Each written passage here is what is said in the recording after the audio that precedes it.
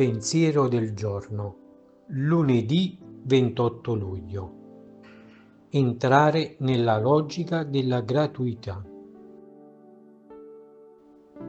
In generale, nell'amore umano si ama perché si è amati, e anche quando l'amore è bello, si ama qualcosa di sé nell'altro. C'è sempre qualcosa di egoistico nell'amore umano. Oppure, per amare, si aspetta che l'interesse ci porti a farlo. L'amore soprannaturale e divino, invece, è gratuito, ama per primo.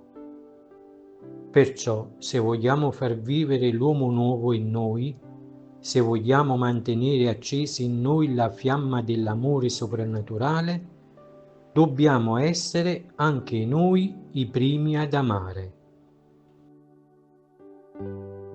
Chiara Lubick, L'arte di amare, Città Nuova, editrice. Parola di vita. Luglio 2025. Invece un samaritano che era in viaggio, passandogli accanto, vide e ne ebbe compassione. Vangelo di Luca, capitolo 10, versetto 33.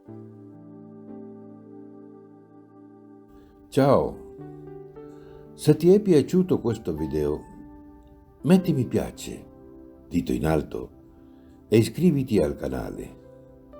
È libero, gratuito e senza alcun impegno.